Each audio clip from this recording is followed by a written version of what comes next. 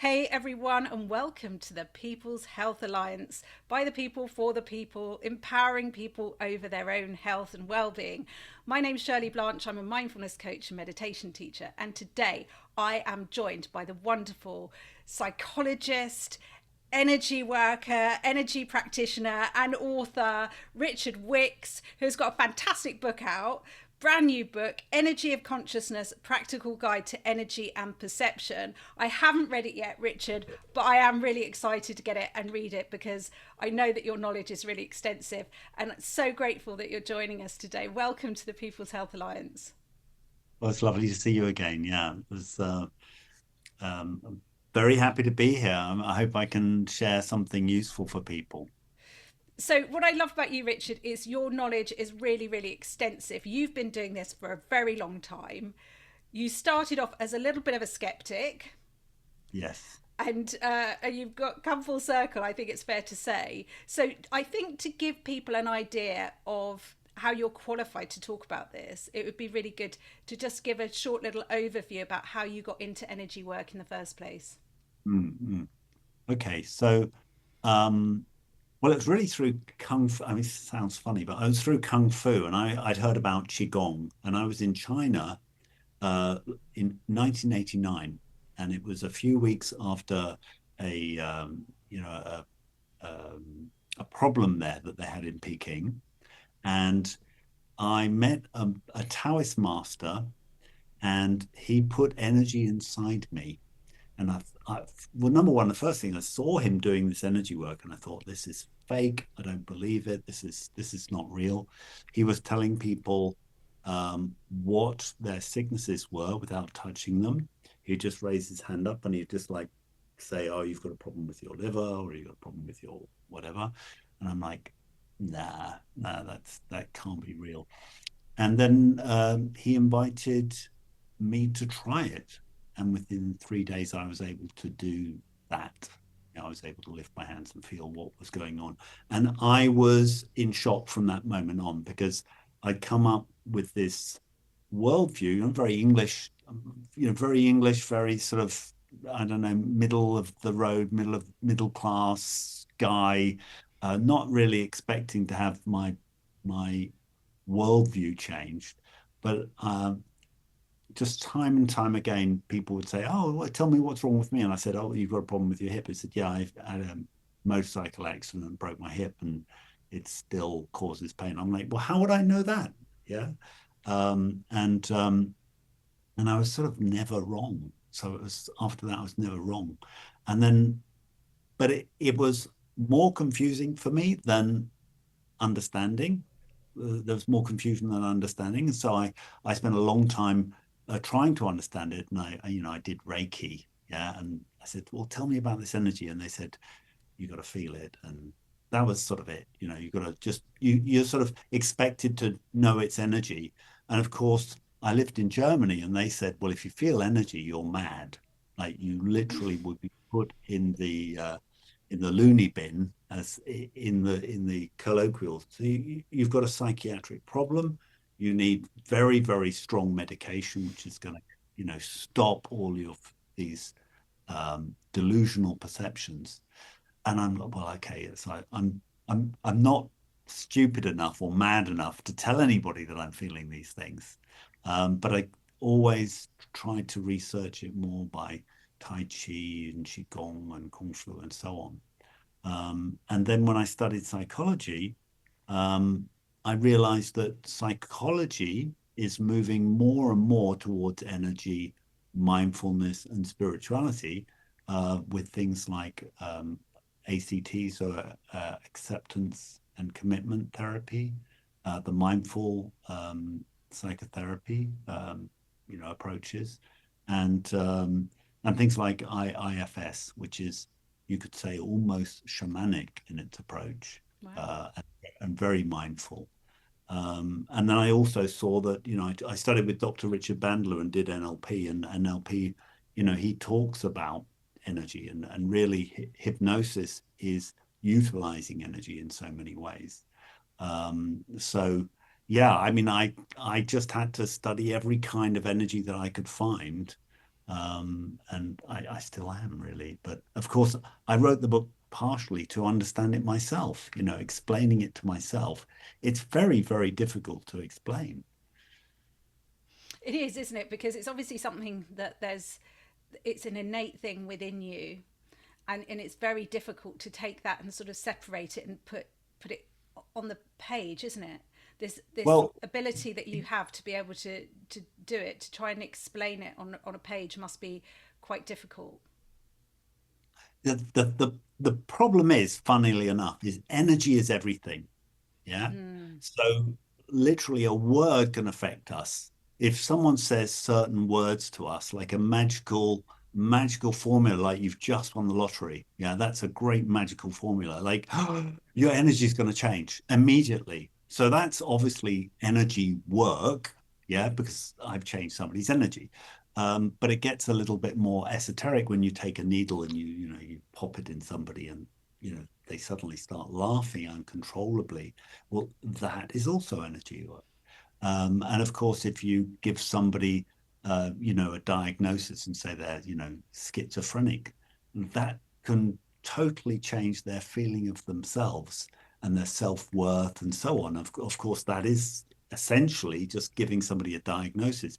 A doctor giving a diagnosis is effectively energy work. So my view of energy work is it is everything. If energy is everything, then everything you do has on some level energy work. So just dividing things up into, like I say, like there's a material basis. This is the Chinese idea. So you've got a material level, you've got an energy level, and then you've got a spirit level. And energy is essentially what connects the material to the spiritual. The material we know, everything that's like graspable, my remote, I know what that is, it's a thing. And then the distance from my remote, my TV remote to the TV, I can't see, but it's real. I know it has an effect, but I can't touch it, I can't grasp it. So that's in the realm of energy. Yeah. And then things that I do not know absolutely at all, we call spirit. So that's just the definition. It's like, well, like what happens when we die? Well, I really, really don't know, but it's obvious. There's obviously phenomena like ghosts and hauntings, and we've all had this. If we've had a bereavement in the family, we've experienced something which is really unexplainable, but it's been manifest. So that's where energy and spirit come together. So it's like a spectrum, you might say. Does that And make sense? yeah, it does. And so when people talk about changing their vibrational state, Hmm. do you kind of go along with that, where you change your vibrational state to access those different energies or to focus on those different energies? So yeah, I almost feel that the question is about like good energy and bad energy. Not really, Yeah. it's just because you're talking about physical, material, and then more spiritual, which is more esoteric. So it's kind of Yeah. like, Okay. if you change your so for instance, maybe if I'm in a meditative state, I can Hmm. access the more spiritual forms of energy, or I might feel like I'm more connected to that, Yeah, just so by that's focusing interesting. Yeah. my by focusing. And so I always sort of think when people talk about changing their vibration or changing their frequency, they're looking to access different states and maybe different levels of energy, rather than lower vibration and high vibration, rather than good or bad. I wouldn't necessarily call one good or bad, because it's Right. everything. What do you think about that? Okay, I'll give you a response, but I'm not sure I think it might almost be a political response. So I'm not sure I'm going to be answering the question. Okay. So what happens if you look at energy as like a positive pole? Use my remote again. So you've got a positive pole, like the top, and you've got a negative pole, which is the bottom, and you've got a balance point. Everything has a balance point somewhere in the middle. So um, if we look at energy as being like a magnetic field, when we stop doing something, so when we sit calmly, for example, what happens is things just not start to balance. So the energy Okay. goes to the central meridian. Okay. When it goes to the central meridian, what happens with balance is the things on the left that belong on the right start to go there, and the things on the right that are on the left. Everything starts to order itself and organize itself. So what we start to experience is the energy going to our center line when we're meditating, and then a balance. So if we've been overactive, then we're going to start to come down and feel really peaceful. And if we've been underactive, then we might feel our energy start to come up and start to circulate in a different way. So the really important thing about bringing the energy to the center is we also get access to this really important energy, which is the center line energy. And a lot of my energy work is all around this, which is, I think it's also how wonderful things like Reiki and yoga and Tai Chi work, is they essentially bring the energy into the center, and mindfulness, yeah, absolutely mindfulness. They bring the energy into the center, and what people get very quickly is a feeling of clarity, calmness, compassion, feeling of connectedness, and essentially like wisdom. They start to just know, yeah, and in the teacher that I learned from, he said, you're not trying to get any special abilities. Special abilities just appear. So you're not trying to become psychic. It just appears. So, and this is about the ego. So not becoming too power hungry. We know from Professor Ducker Keltner from I think it's UCLA. He did a lot of research into people, the effects of power on human beings and primates. Apparently, we're not far from them in our response to power. So getting power is difficult for us. It really it's a real challenge to our nervous system and our behavior. So it's really about maintaining this inner, let me call it like an inner pillar, inner center line. And once you've got that, you keep on having to go back to it because life happens, yeah. And then balancing the inner.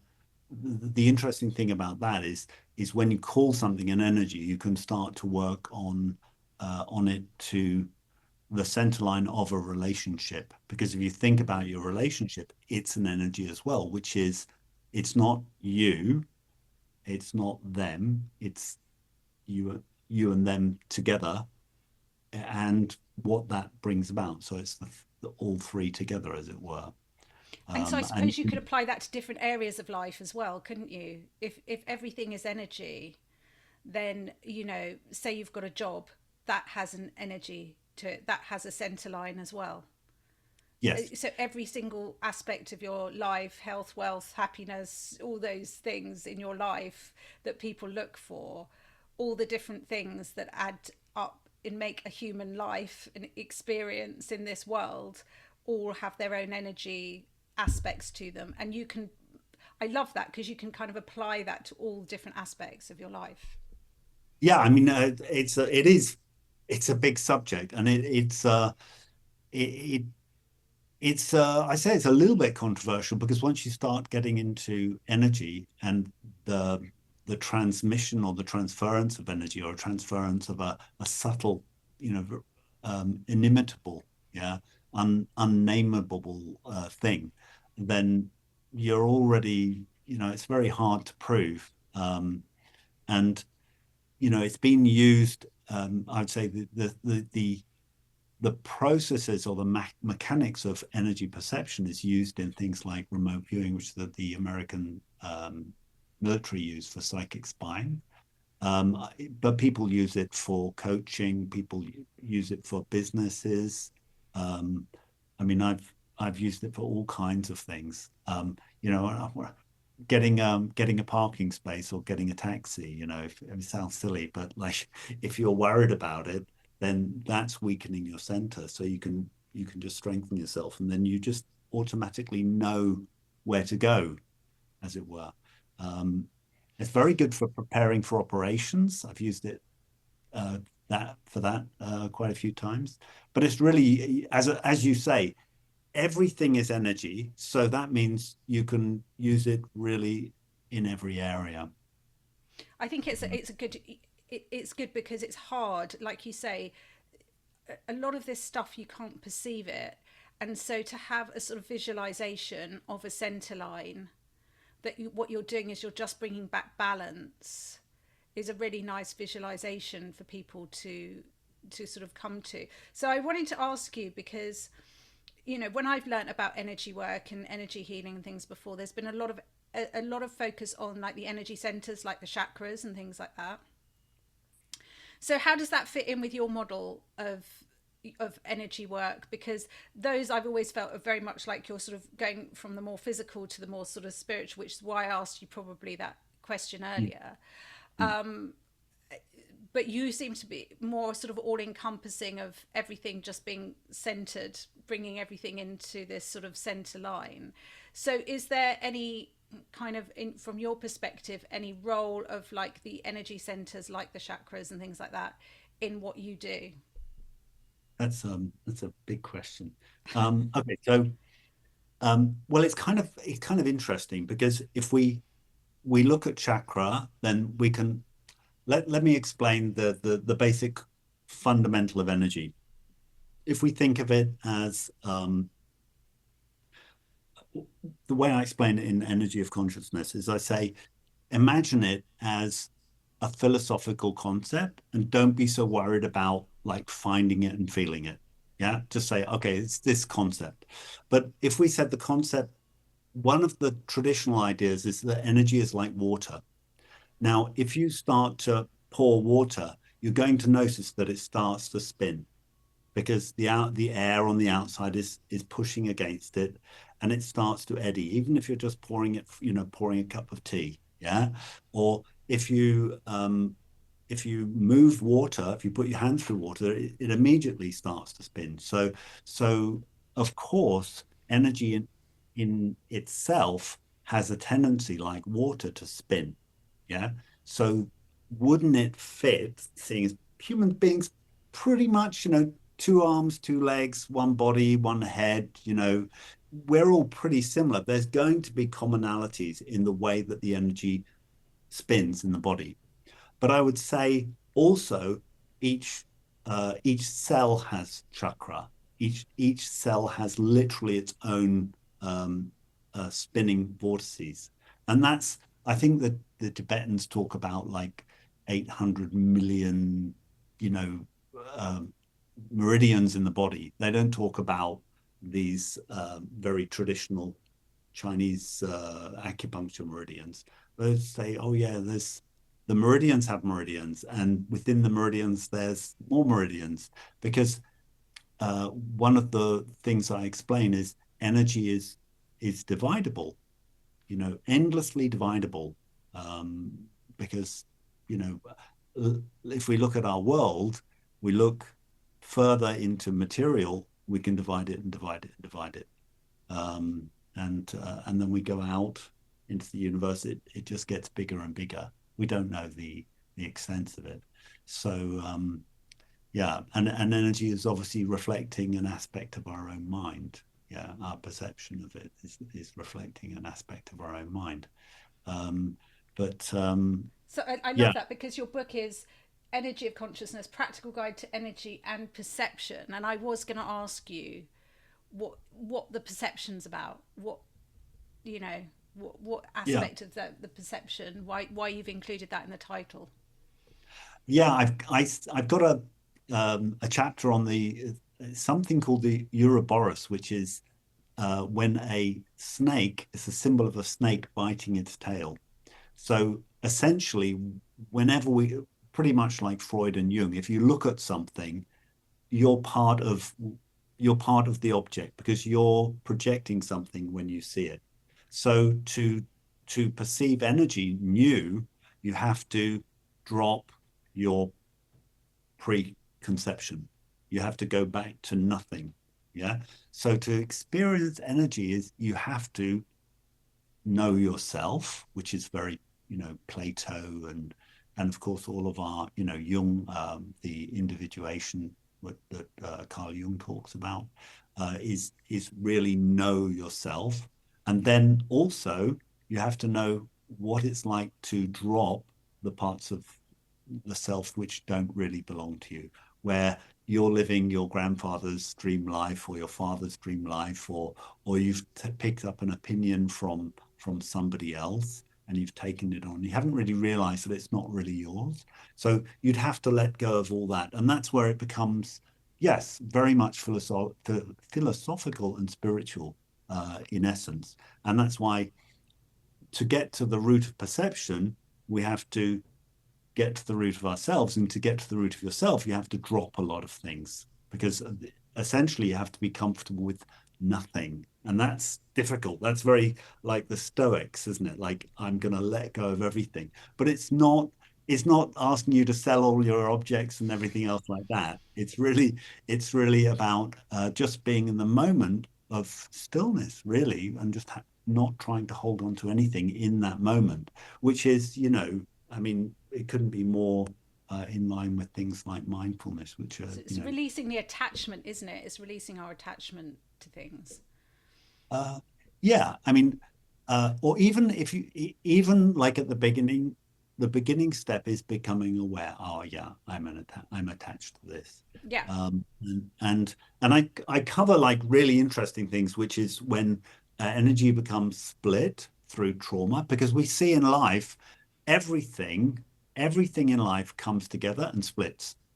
So it doesn't matter whether it's, cells, the original fertilization of an egg is we have to split that egg to go into it. And then we only live through splitting. Yeah, this continual dividing of the cell. And then eventually, it's all going to come back into the earth, of course. So that's a process. But we can also possibly pick up energetic bacteria or energetic viruses, which we think are part of ourselves, but they're actually split off things. And that's where I think sometimes the mental health gets affected, that we're actually being affected by outside energies.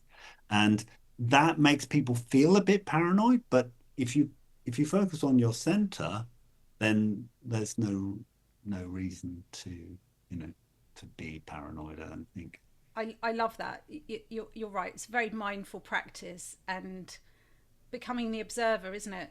That's part of the perception, is to start to notice what some of your perceptions are, because a lot of them, Right. they're so ingrained in us that we don't even notice they're there half the time. So I think that's an amazing practice. So I think for people that are listening to this who maybe don't know anything about energy work, maybe they've never read about it, they've never studied it, you've kind of given a really good overview of how you interpret energy. But if somebody wanted to do something for themselves, or if you were going to do an energy work on me, what would you actually be doing? What does the practice actually look like? Okay, so if I were doing energy work on you, well, first of all, it's really useful to have a problem. Yeah. So energy organizes itself around intention. Yeah. So you might say that if I'm thinking of the magnetic field as a spiraling thing, the center line is the intention, because it organizes energy so that it's the same as the center. So that's in energy of consciousness. And then I've got a book that explains how to do this process. So the intention would be to help you with your problem, and then my thing is like my message to people is like focusing on this balance of energy. So if somebody's out of balance, so they're sick, so we'll call sickness out of balance, then I'm interested in what has weakened their center line. Okay. So because I can tell them, okay, just focus on your center line. You say, you've got a cold, oh, still dick. Yeah, I say, okay. So I'm asking myself, what is weakening your center line? Then I have to go to nothing. And this is where we go to almost like Socrates. Socrates said, I know when I know nothing. So then I ask my intuition. I say, okay, so Shirley's got some problem. Okay. And I'll ask, what is weakening her center line about the problem? And I can say anything because remember, words are energy. So I'm going to say something which doesn't make any sense to my logical mind, but it's still energy. So I'm going to say it's a 400-year-old injury of being persecuted in a past life. Yeah. And I say, I don't worry about that. So again, I explain there's a difference, which I think a lot of people know, the difference between being valid, being true, and being correct. They're three different things. So this is only important. It doesn't have to be true. It doesn't have to be correct, but it needs to be valid. In other words, I need to say something which is going to shift the energy. So then I strengthen your center. I generally click my fingers when I do that. So I put a light in the center line. That's just for my imagination. There is no light going in your center line, but I have an intention by imagining the light. And then I say, okay, so how do you feel now? I've strengthened that weakness. Yeah, how do you feel now? And so, Um, and so when you do that, when you say it has to feel valid, it has to be, something that's valid in terms of the person that's hearing that will resonate with that on some level. Probably not, actually, to be honest, because So it um, just has to be true for you, for no, it the doesn't have to be information. true for me. No, no, truth is something which is yeah, it's true. It's something I can check and so on. Whereas let me give you an Or it has example. to feel authentic to you, Yeah, that's the real I, reason. So I guess that's what I'm trying to say. It has to feel on some level that you're genuinely picking up on what you think might be. It no, doesn't have to be no. that. No. So Okay. let me give you an example, and Okay, we yeah, have great. this in hypnosis, don't we? The isomorphic metaphor. You go to a hypnotist. You're afraid of dogs, but you're not afraid of cats. So the hypnotist talks about being bitten by a cat, yeah, Okay. and straight Right, right. and helps you overcome that. Now, at the end of the session, he says, "Well, of course, dogs and cats are basically the same thing." Now, and your mind is smart enough to know it. So he's talked about something which has got the same form, but isn't the same thing. It's not true, it's not Okay. correct, but it's Okay. valid. So Okay. in that way, I'm able to say, okay, there's something in the past. It Right. maybe it was something to do with some sort of persecution or being treated unfairly, and now I'm going to strengthen your energy to it. Your Right. energy just needs to respond by actually. I mean, I do this. I'm in Thailand. I do this twice a week, and I do it across Laos, Cambodia, Burma, Thailand, Malaysia, Japan, and so the whole area. And I let people just phone in with any problem they've got. And sometimes it's pain, and sometimes it's, they lost somebody and they're grieving. And I I just say whatever comes into my mind without judging it, because our um our filter is blocking us from the energy. Does that make sense? Yeah. Yeah. Yeah. You have to get out of your own way. Yes, I've got a lot of preconceptions, yeah. So Yeah. somebody will and I think this was useful. Dr. Richard Bandler, the developer of NLP, said people do not know why they have their problems. If they did, they wouldn't come to you. Yeah. Yeah. So So where do you think this information comes from then? You've got something that you're going into some nothing and you're getting some information that you're looking at somebody, you're sensing their energy, and you get something come in your head. Where do you think that comes from? well, this is what scientists like Isabel Clarke, you might know her. So Isabel Clarke, she's talking about the transliminal. So it's obvious that a very important part of human life is something we really do not understand whatsoever. And it appears in religion, it appears in ritual, it appears in superstition, it appears, so there is something out there. Yeah. What that is, it's beyond words. But we obviously have access to it. We have these very, very personal experiences at some point. So that's what I'm accessing. And I'm you could say I'm developing it as a skill to not judge whatever I think or feel in that moment when I ask a question. And it's it's a very Christian um,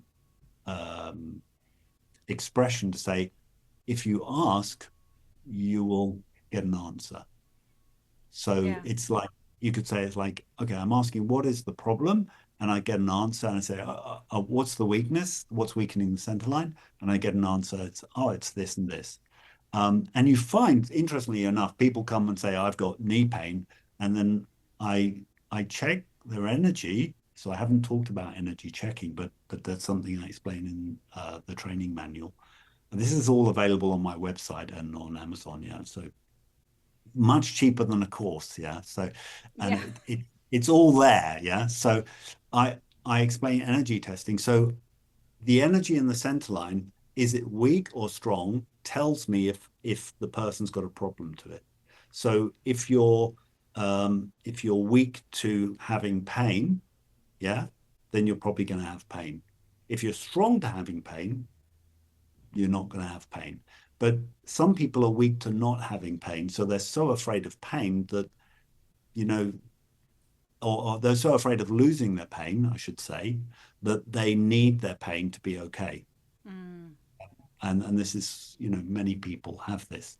mm, Um, and so what we do is we want to energetically strengthen people that they're strong with their problem and without their problem so that they can reach their center. Yeah. mm, I mean, how many people, the unknown, essentially reasonably the fear of the unknown has protected us as human beings for millennia. Yeah, we don't want to go into the darkness. We don't want to go into that. So, but if we're in a bad situation, we do essentially want to go into the unknown because staying in the situation is not really an option.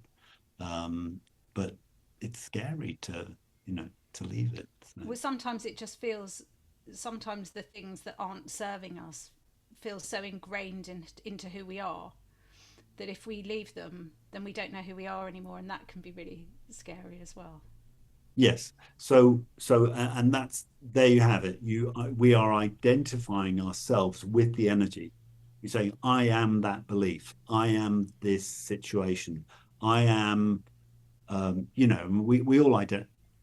we all identify ourselves in so many ways, but essentially to let go of the identification and returning to the energy is really returning to that source And we point. have that with illness, don't we? You quite often hear people will identify themselves as their illness or a Mm, condition that they've been diagnosed with. That will come up very early if you sort of ask them about themselves. They will tell you that, and it's been very ingrained into who they are. So in order to let go of that, they're actually having to let go of part of themselves, or what they identify to be as themselves, so it is quite scary to do that, especially if you've held on to that for a really long time. You did mention a little bit, and you mentioned off air as well, that the forward for your book, you've had an amazing person do the forward for your book and help you with this book. So do you want to talk a little bit about that? well, yeah, I was really lucky. I have a podcast. You know, can I What's it plug called, it? Richard? Plug your uh, podcast.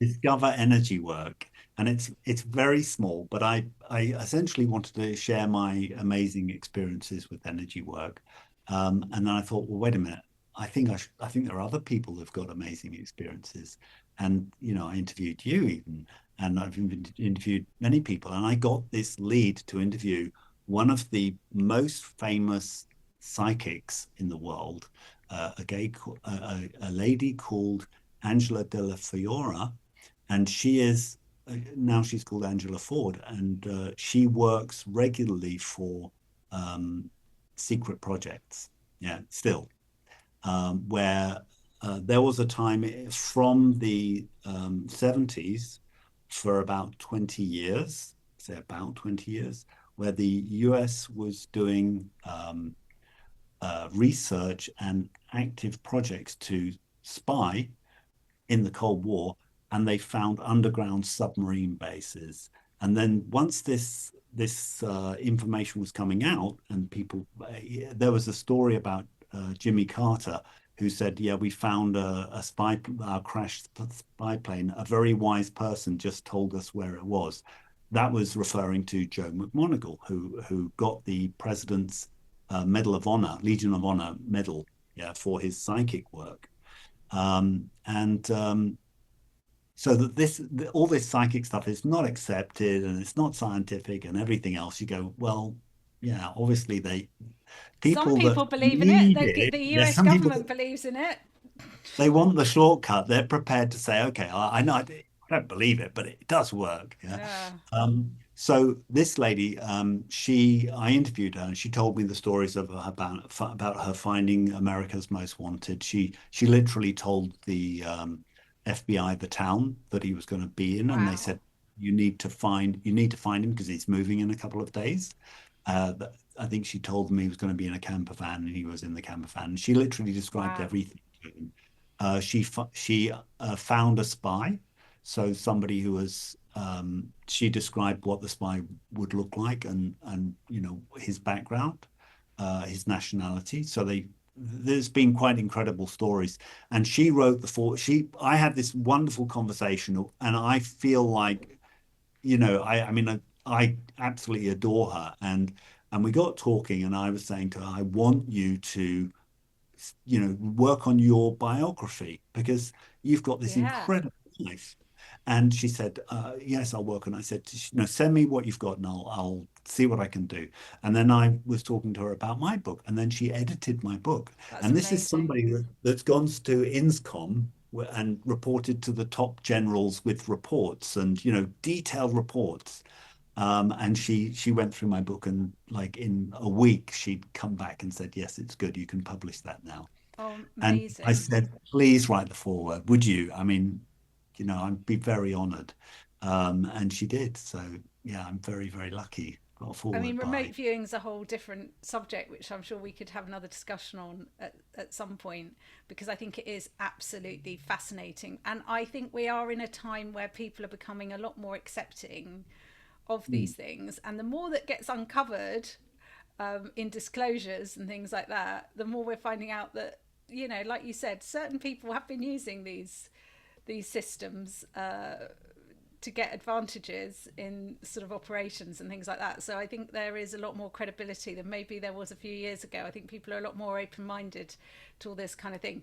But amazing for you that she's written the forward for the book and edited it for you. I think that's fantastic. So your yeah. book, let's talk about it. It's so just to sort of summarize really, because we're coming to the end of our chat, but I just wanted to really get people to know, let people know exactly what they'll get with the book if they buy it. So understanding about energy, but also understanding about the practice of energy work and healing. Yeah. So the book, I decided not to have the book as I've written a separate book, which is the training manual of energy work, and I call it Energy Strengthening Process, so ESP, because it is about strengthening the center line. And this was uh, a core part of that was developed by Dr. Kamyun. So I've got a great deal. I always like to mention him because he's now passed on, and I've always got a great deal of respect for his contribution. So the book is really about the theory of energy, the theory of perception, and then also I have a lot of exercises in there, learning points, summary points, and it's yeah. I mean, I've had quite nice feedback that people have felt like the exercises have been really, really good for them. But you're not gonna become a healer from reading that. But you can use the method in the training manual, which is on Amazon. I think it's $9.99 in dollars as a Kindle. You can use that to do energy work without understanding energy whatsoever. So that's So great. that So you've got two different products there then. You've got one oh, which I've is got kind of four books. yeah, but just with those two, you've got one that's sort of Yes, explaining about energy and sort yeah, of more of the theoretical side, I'm guessing. and as much as it can be.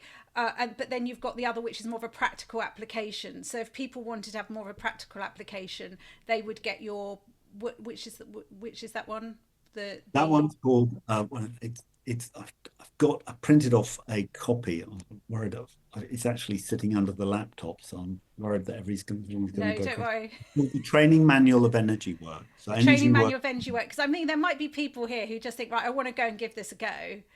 Yeah. And so that would be great for them. And then there'll Yeah. be other people that want to sort of understand more about energy and the perception and all the things you've been talking about today. And in that case, the energy of consciousness, practical guide to energy and perception would be a better one. What are your other books, Richard? What are your other two books? Well, my other book is the Daoist DNA, which explains how energy is formed from nothingness. There's say nine basic meridians that appear. Yeah, so it's six meridians and three essential energies, and it's kind of an advanced book. It explains how that relates to time and space and perception. So it's a little bit advanced. But for somebody that's been doing energy work and understands a bit more, that's a great add-on to their knowledge. Yeah, I've had good feedback about it, and the other one is called Taiji Energetics, which is kind of how to do that physical practice. Because it's funny, like we're talking about this energy, and I say, well, if you stand and relax, wherever is tight in your body is going to start to show up. Yeah, so you start to get a natural unwinding, a natural centering, and I explain that process in Taiji Energetics, which is about Wu Wei, Wu Wei is letting go or doing nothing. I'm really not doing these terms. Chinese is a very nuanced, and it's full of puns, much more than English. Full of puns, jokes. And you speak it fluently, don't you, Richard? So you know. Yeah, I'm a beginner. I'm a beginner. At the end of the beginner and start of the intermediate, but I can get away with it until I can't. Yeah. Richard, I always find it really fascinating speaking to you because your knowledge is so broad and you've been doing this for such a long time. And I like the way you integrate all the different aspects of it, which I think is really genuine and organic, because you're right, it comes from all these different, it's not just one way of doing it, there's all these different elements to it, which I think is really great, and you've integrated them all into your books and into your work. I have to say a massive shout out to you as well, because before you have done a healing on me before, after we did a podcast one time, and I had like a kind of frozen shoulder thing going on, and I could not move my arm up my back. And I remember you saying, how far can you move your arm up your back? And it was really low, and I just couldn't move it. It was incredibly painful. And you did an energy practice on me, and I was kind of like, not, I was open-minded to it, but healthily skeptical, like I am about a lot of these things, because I am a natural skeptic. And by the end of it, you said, okay, well, now try and raise your arm. And I could raise my arm all the way up my back. And from that moment on, my shoulder was so much better, and that really did sort of start the healing process for me. So I am incredibly grateful. So I know that what you do works, and so I think it's really important for people to hear that, because you see a lot of interviews with people and you hear a lot of people saying things, but I've actually had that practical experience with you, and that's why I always really love speaking to you, and I'm always really grateful for your time, because I know that you really do know what you're talking about, and you do some great stuff online as well. So if people want to follow you and find out more about what you do, where can everyone go to find you? Okay, so what I did for your shoulder was exactly that energy strengthening process. So that was in the book. That it is the fastest, simplest method. It's just brilliant. So you can go onto wicksway.com. My name is Richard Wickes. So And no ego there. that's Yeah, wicksway.com. Wickes though, isn't it? It's Wickes. Correct. Yeah, like the hardware store, but I've got no relation. Okay. wickesway.com. And there you can see, I mean, I give away the free version, like mini version of the training manual, so people could see the core of it. And there's a little video describing how to do it that hopefully helps people. I've tried. I don't have the millions that the pharma industry has to market these things, so I figure I just get it out so people can use it and get results immediately, and then they can go and buy a book for like $10. And if they really want to, I'd be more than happy to spend a couple of days teaching them. And then what I do is I have a 3 month success assurance, because if you've done 2 days, in my opinion, you've got it for life. Yeah, you know how to use the energy work for life. And I just follow up for people yeah, over 3 months and give them a little we have a group meeting to make sure there's no problems, that they completely understand it and they're completely effective with it. Because a lot of it is just actually having to do it, isn't it? You know, you have to kind of do it to sort of learn it as well and see the sort of practical side, I Yeah, guess. Yeah. yeah, Yeah. yeah. I mean, literally, everybody that's learnt the method has been able to do it. Yeah. Yeah, That's brilliant. has got results, and that's because it's like physics. If you put energy in the center and you do that with mindfulness, you're going to get these results without question. And if you're not getting these results, then that something is weakening the center, and you need to go out and find out what that is, and you will find it. You'll fix it. So it's kind of cool. That's amazing. Richard, I'm really looking forward to reading your new book. I'm going to get it. I'm so grateful that you've taken the time to come on here and share your knowledge. I'm sure that people watching will have taken away a lot with that, and I think it would probably be great to have you back on again and covering something else at another time, or maybe doing some more practical stuff. But you know that what you're doing with putting your resources out there and making it accessible and affordable to everybody is exactly what the People's Health Alliance is all about. Is helping people to empower themselves over their own health. And making all these things accessible. So really grateful to you for that. So wicksway.com, is that the best Yeah. place to find you? Are all your socials on there? I'm on Facebook under Richard Wicks. I'm on Instagram on Rich Wicks Way. And I think it's democratizing the power of the mind, really. I mean, we should have the ability to access the power of our own minds. You know, we shouldn't be held behind some sort of door, for goodness Definitely. sake. Definitely. Richard, thank you so much for your time today. Thanks for coming on. Thanks to everybody for listening. I hope you've learnt something. Please do go and check out all Richard's work, because it is absolutely fantastic. And I look forward to catching up with you soon. In the meantime, do take care. I'll see you soon. Bye bye.